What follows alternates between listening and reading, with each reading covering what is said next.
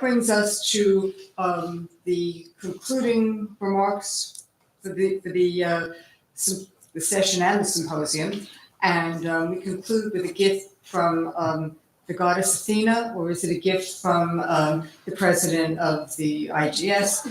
And we'll hear from Land Strate and the shield of Perseus.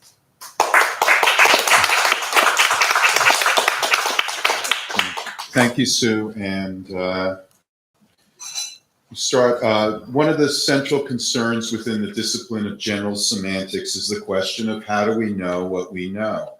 Now, Alfred Korzybski tried to answer that question via a visual model that's well known to anyone familiar with his work.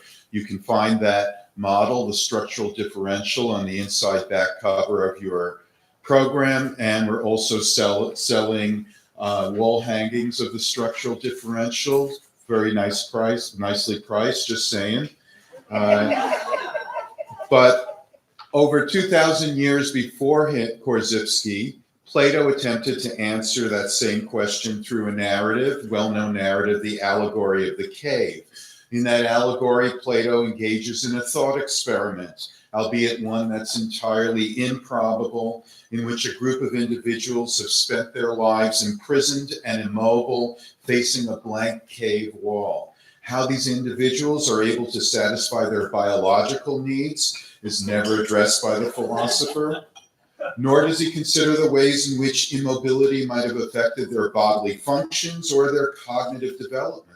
And apparently, however, they are able to speak to one another, and they do receive a form of sensory stimulation as there's a fire behind them, and they can see and talk about the shadows that fall on the cave wall, shadows of things that exist in three-dimensional space that they have no access to.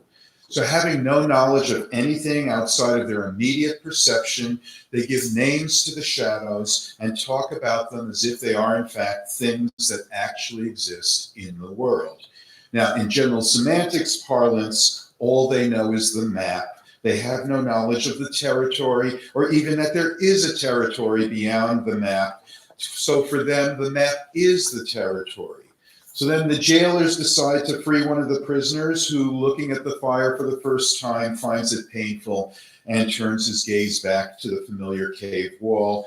But they drag him up to the surface where he finds the sunlight even more painful, but eventually sees the light, so to speak, and comes to appreciate the difference between the shadows that he knew and the reality that he's now been exposed to and accepted.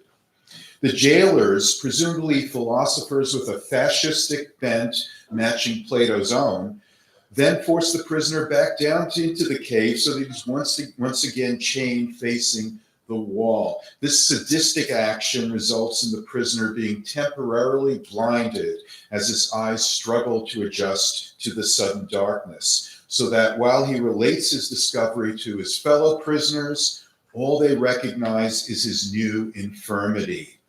And somehow ignoring the fact that it does not take all that long for an individual's pupils to adjust, to dilate, to allow for vision to be restored in dim light, Plato imagines that the prisoners would conclude that turning away from the cave wall would be harmful and that leaving the cave would result in permanent damage. They therefore arrive at the seemingly logical conclusion that they would resist and kill anyone who attempted to bring them out into the light. So, while Plato's parable is in my eyes altogether preposterous, it does serve as a statement about the intractable nature of deeply held beliefs about the world and the stubbornness with which we tend to reject alternative views and evidence that doesn't fit our preconceptions. And what's often overlooked when people cite the allegory is that for Plato, the shadows on the walls represent material reality, the reality that scientists investigate, the territory that scientists have proven to be quite adept at mapping out. In other words, what Plato considers to be a false reality is exactly the kind of reality that today we accept as our true reality, that we would understand to be objective reality. For Plato, the actual reality in the allegory, the real things that cast the shadows on the wall, are ideal forms, non-material, non-physical abstractions, transcendent archetypes and blueprints, universal essences, which is to say that they're concepts, they're ideas produced within the mind that we then project onto the external environment. Now, in my estimation, this is more than a mere error on Plato's part. This is actually a form of madness. And I've argued previously that, he's one of the first people to have discovered abstract ideas. And you know how it is when you first discover something, you just go crazy and you see it in everything. And that's, what happened to him. But for this reason, I want to suggest an alternative to the allegory of the cave. And in place of Plato's shallow shadow parable, I'll turn to an older narrative from ancient Greece, the myth of Perseus and Medusa.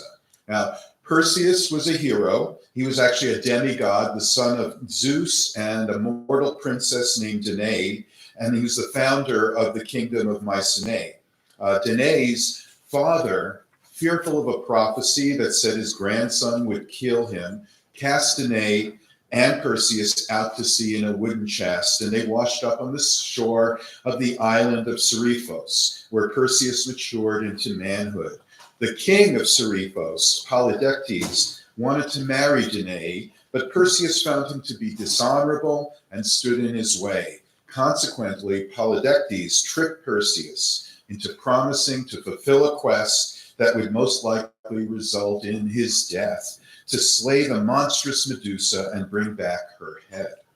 Now, Medusa was one of three Gorgons, primordial female creatures with wings and snakes growing out of their heads in place of hair. And in addition to their supernatural origins and fearsome demeanor, the sight of them was so terrifying and so horrifying that anyone who gazed upon them would be turned to stone. Of the three, though, Medusa was the only one who was mortal and therefore could be killed. So, aided by Athena, along with several other Greek gods, Perseus was given several gifts that enabled him to complete the task, chief among them being Athena's polished shield. Using the shield as a mirror, Perseus was able to avoid looking at Medusa and was able to cut off her head, eventually using it against Polydectes and his court in order to save his mother from a forced marriage. He then handed the head over to Athena, who placed it on her shield. So now, the story can understandably be interpreted as an expression of patriarchy and misogyny, with Medusa representing a powerful female figure. It's certainly the case that this is quite a reasonable interpretation, and that we can really interpret different kinds of meanings and they can coexist within the same narrative, parallel to one another.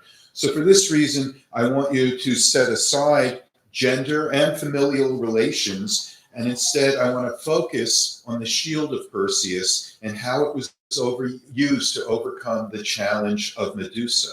And in doing so, I want to put forth an interpretation of the myth as addressing that question of how do we know what we know. Now, with this in mind, Medusa, in this case, can be seen as representing objective reality. Like the external environment, Medusa has the power to affect and transform individuals physically and alter them mentally to the extent of extinguishing consciousness altogether. The fact that the very sight of her turns people into stone parallels the overwhelming and overpowering quality of the physical universe. There's simply too much to take in, too much to process, too much to make sense of. We cannot ever gain full and complete understanding or knowledge of our surroundings. Instead, we must filter and screen That is, take part in a process of abstracting, which is what the structural differential illustrates. We have to select out only those relevant details and leave out the majority of what is out there. We have to resist information overload, sensory overload, by imposing order on the chaos of the external world, turning dynamic processes into stable objects, turning events into things. Medusa's venomous snakes, her horrific eyes, and her astonishing, and McLuhan used to pun on that, astonishing, right, astonishing appearance, all correspond to the chaotic nature of the physical universe. The idea that the appearance of a divine entity is too much for a mortal to bear is a common enough motif, but in this myth, the situation is one that has a remedy. Just as we need to create some kind of map with which to navigate the territory we inhabit, so does Perseus need a way to see what cannot be directly seen. And it's altogether fitting that the solution comes from Athena, the goddess of wisdom. And wisdom in this context, in the ancient Greek, is understood to mean practical wisdom, practical reason. So the polished shield that she gave to Perseus provides him with a way to see Medusa without looking at her, to only see her reflected image. The mirror image corresponds to our internal mapping of reality, as our perceptions and conceptions are reflections of the outer environment. They do not constitute direct knowledge of reality, but rather are the result of our limited abstracting of information about the outside world.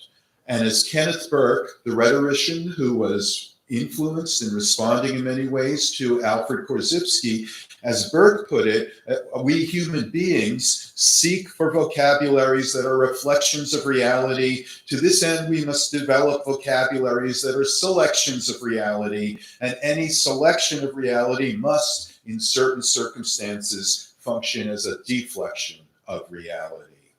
And this helps us to understand what might seem to be an inconsistency in the myth, at least insofar as it's the site of the Gorgon that's said to be the reason why individuals are turned to stone. If that's the case, we might well wonder why the reflected image would be any less frightening and transmutational as a direct line of sight encounter. Well, the answer lies in the idea that reflections are also selections that turn into deflections. And moreover, in this regard, when we talk about the shield of Perseus, I think it's important to keep in mind that the types of mirrors that we're all familiar with have only been in existence for a few centuries, and that the type of reflective surface available from polished metal has nowhere near the clarity of the modern looking glass. Add to the fact that the shields, being convex in shape, would work somehow like a funhouse mirror. It follows that the shield of Perseus would provide a distorted image, lacking in much detail, in some ways more like a shadow on the wall than a visual reproduction. As a shield, its function was indeed to shield Perseus from the monster, to shield him from direct contact with her visage, and to shield him from direct contact with a faithfully reflected mirror image of Medusa. The shield of Perseus served the essential function of a map to provide him with just enough information to navigate the territory successfully, just enough information to get the job done, while leaving out any information that would impede his activities, that would confuse, distract, or overcome his cognitive functioning, that would leave him too stunned or stoned and unable to act. As a metaphor that I want to put forth and invoke, the shield of Perseus represents the process of abstracting, that same process depicted in Korzybski's structural differential. I put forth the shield of Perseus as a metaphor for our sensory organs, nervous system, and brain, all of which form the biophysical basis of our process of perception and conception, of thought and consciousness, of what we call the mind. And as a metaphor for the extensions of also put it forth as a metaphor for the extensions of our sensory organs and nervous system and brain. Our media, in other words, as Marshall McLuhan would put it, the technologies we use to enhance our understanding of the world without. And this includes scientific instruments such as telescopes, microscopes, scales, rulers, thermometers, oscilloscopes, spectrograms and spectrometers, electrometers, particle accelerators, DNA sequencers, etc. It also includes our media of communication, including speech and language, art and architecture, writing and printing, and all of our myriad electronic and digital technologies, and for all of the reflections that link the world within to the world without. The challenge is to determine to what extent they are faithful reflections of selections of our external environment, and to what extent are they distortions and deflections of the reality out there. We can never know all there is to know. We can never know all there is to know about the process of knowing itself, but we can know something, and we can know something about how we know what we know. With this in mind, I offer the shield of Perseus as an emblem of our applied epistemology, that by a process of reflection, we can enhance our knowledge and overcome the monster of ignorance that threatens to render us immobile, incapable of constructive action and true progress. By a process of reflection, we can overcome the monster that renders us unable to think clearly, that freezes consciousness and conscience alike, that turns hearts as well as minds to stone. Thank you.